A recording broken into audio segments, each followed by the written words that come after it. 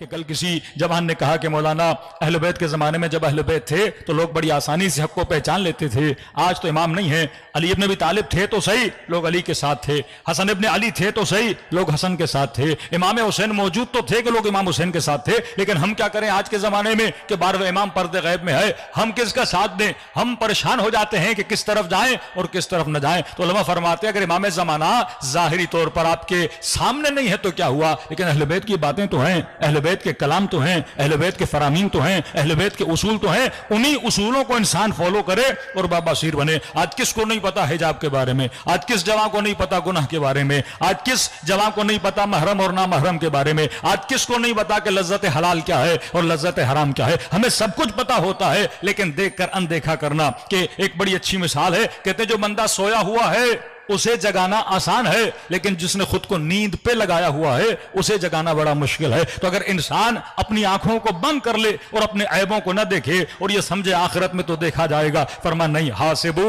قبل ان تحاسبو، اس سے پہلے کہ اللہ تیرا حساب و کتاب کرے تو اپنا حساب و کتاب کر، یہ عقل مند بندے کی نشانی ہے۔ صلوات پڑھے محمد و آل محمد پر۔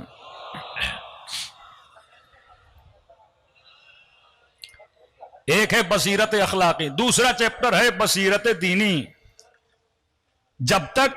دین میں بصیرت نہ ہو،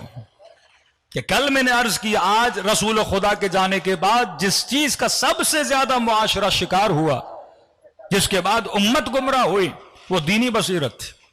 کہ لوگوں کو پتا نہیں کہ حق کیا ہے باطل کیا ہے، ہم نے کس کی طرف جانا ہے۔ کہ میں نے کہا رسول خدا کیوں دے کر گئے کہ علی مع الحق والحق مع علی، یا کبھی ہاتھ بلند کر کے، یا کبھی کہا کہ یہ یا علی انت منی بمنزلت ہارون من موسیٰ، یا علی مع القرآن والقرآن مع علی، یا علی مثلک مثل الکعبہ۔ یہ ساری مثالیں کیوں دے رہے تھے؟ تاکہ لوگ جب پریشان ہو جائیں حق کو پہچان سکیں۔ آج جوان مجلس میں آتا ہے دیندار، کل یونیورسٹی میں داخلہ لیتا ہے دینداری ختم ہو جاتی ہے، غلط دوستیوں میں جاتا ہے دینداری ختم ہو جاتی ہے۔ فرمایا بعض لوگوں کے ایمان کی مثال مچھر کی طرح ہے، ابھی تیز ہوائیں چل رہی ہیں، اگر مچھر ان ہواؤں میں اڑ رہا ہو جہاں ہوا کھینچے گی وہاں چلتا ہوا جائے گا، لیکن آپ کی باڈی میں ویٹ ہے، کیونکہ آپ کے بدن میں وزن ہے، ہوا میں اتنی تیزی نہیں ہے کہ آپ کے بدن کو یہاں وہاں کرے، لیکن اگر تیز طوفان آ جائے گا تو بندے کو بھی اٹھا کے لے کر چلا جائے گا۔ فرمایا مومن دنیا کے بڑے بڑے طوفانوں میں اپنے دین کو کھوتا نہیں ہے، اپنے ایمان کو کھوتا نہیں ہے۔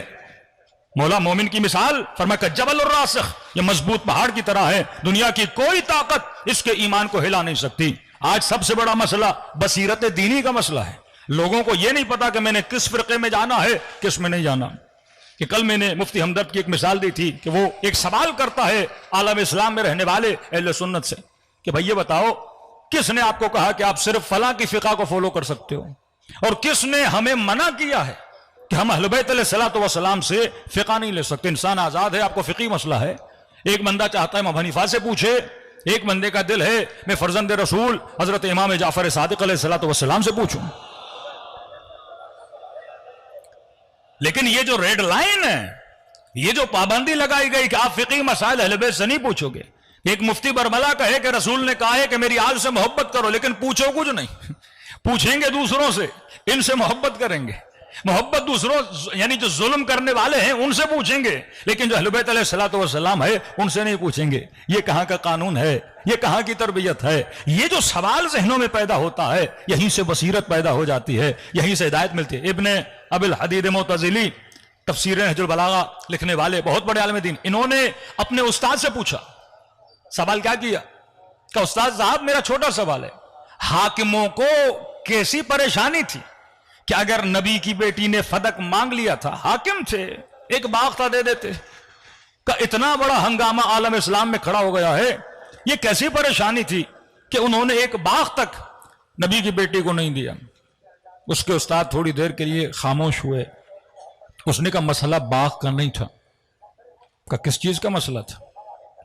کہ بغیر وٹنس، بغیر ڈاکیومنٹ کے اگر فاطمہ کی بات کو مان لیا جاتا تو یہ دلیل بن جاتی کہ یہ جو کہتی ہیں وہ سچ ہے، اور اگر ان کی پہلی بات کو مان لیا جاتا without document and without any witness تو یہ بات طے ہو جاتی کہ یہ جو کہتی ہیں وہ سچ ہیں۔ اور فرمایا ان کا دوسرا مطالبہ ہوتا علی ابن ابی طالب کی امامت کا مطالبہ ہوتا، تو مسئلہ فدق کو بچانا نہیں تھا، مسئلہ یہ تھا کہ امیر المؤمنین کی ولایت کا دعویٰ، اور یہ ثابت ہے کہ جناب سیدہ ایک ایک کے دروازے پر جاتی ہیں اور جا کر یہ بولتی ہیں کیا میرے بابا نے نہیں کہا تھا ہاتھ بلند کر کے کہ من کنت مولا فاز علی مولا، کہ نبی کے اصحاب میں سے ایک شخص کہتا ہے کہ میں جنت البقیع کی طرف گیا اور میں نے دیکھا کہ نبی کی بیٹی جناب حمزہ کی قبر پر فاتحہ پڑھنے آئی ہیں۔ جناب سیدہ رسول کے جانے کے بعد جناب حمزہ کی قبر پہ جایا کرتی تھی، امیر المومنین بھی جاتے تھے، اور یہ منقول ہے لبیت مولا فرماتے ہیں کاش میرے چچا عباس کی جگہ آج چچا حمزہ زندہ ہوتے، آج میرے فلاں بھائی کی جگہ پر جناب جعفر زندہ ہوتے۔ اہل بیت یاد کرتے تھے ان لوگوں کو جو ان کے حقوق کے لیے آواز کو بلند کرتے تھے۔ یہ جناب سیدہ جیسے قبر پر فاتحہ پڑھ کے واپس آ رہی تھی، اس نے بی بی کی کنیز کو پیغام دیا کہ بی بی سے میرا ایک سوال ہے، اگر نبی کی بیٹی میرے سوال کا جواب دیں تو بہت مہربانی ہوگی۔ کہ کیسا سوال ہے؟ کہ مجھے یہ بتائیے کیا ان کو 100% یقین ہے کہ نبی کے بعد ان کا جانشین کون ہے؟ جیسے سیدہ سے پوچھا تو بی بی نے بڑے تعجب میں کہا کہ ہزاروں کے مجمع میں میرے بابا نے ہاتھ بلند کر کے کہا کہ من کنت مولا ہو فہذا علی مولا، اس سے بھی کوئی اور یقین کی چیز تمہیں چاہیے؟ یہ سننا تھا تو یہ بندہ بڑا تیز تھا، اس نے اگلا سوال کیا، اس نے کہا نبی کی بیٹی اگر خلافت، اگر حکومت، اگر ولایت علی کا حق تھا تو علی ابن ابی طالب اپنے حق کے لیے باہر نکلے کیوں نہیں؟ فتح آپ کا حق تھا، آپ لینے کے لیے گئیں، لیکن اگر حکومت علی کا حق تھا، علی گھر میں بیٹھ کیوں گئے ہیں؟ یہ اپنے حق کے لیے آواز کیوں نہیں اٹھا رہے؟ واللہ اگر سیدہ نہ ہوتی یہ جواب آج تک قائم ہوتا۔ اس کا جواب سیدہ نے دیا، بی بی نے فرمایا مثل الامام مثل الکعبہ، امام کی مثال کعبے کی طرح ہوتی ہے، کعبہ کسی کے در پہ نہیں جاتا، دنیا کو کعبے کی طرف جانا ہوتا ہے، دنیا نے خرچ کر کے کعبے کے در پہ جانا ہوتا ہے، دنیا نے زحمت کر کے کعبے کی طرف جانا ہوتا ہے۔ تو میں کہتا ہوں جوان یہ انتظار میں نہ رہو کہ امام زمانہ آئیں گے، امام کا کام نہیں ہے تیری طرف آئیں، تیرا کام ہے کہ امام کی طرف بڑھو، ایک ایک قدم امام کی طرف بڑھاؤ، تب جا کے امام کا ظہور ہوگا۔ لیکن دنیا منتظر ہے کہ امام ہماری طرف آئے، کعبہ کسی کی طرف نہیں جاتا، تو نے حج کے لیے کعبے کی طرف جانا ہے، آپ نے عمرے کے لیے کعبے کی طرف جانا ہے۔ تو فرمایا یہ بصیرت جن شیعوں میں، حسین اگر کربلا میں ہے تو حبیب کو کربلا پہنچنا ہے، زہیر کو کربلا پہنچنا ہے، مسلم ابن اوسجا کو کربلا پہنچنا ہے، ان اصحاب کو امام حسین تک پہنچنا ہے، نہ کہ حسین کا کام ہے کہ ہماری طرف آئیں، نہ کہ امام زمانہ کا کام ہے ہماری طرف آئیں۔ تو فرمایا تمہارا کام ہے کہ انسان کو صاحب بصیرت ہونا چاہیے۔ جب سیدہ نے دلیل دی یہ بندہ دلیل کو مان گیا۔ تو اصل انسان میں یہ بصیرت ہونی چاہیے کہ میں نے دین میں کہاں جانا ہے کہاں نہیں جانا۔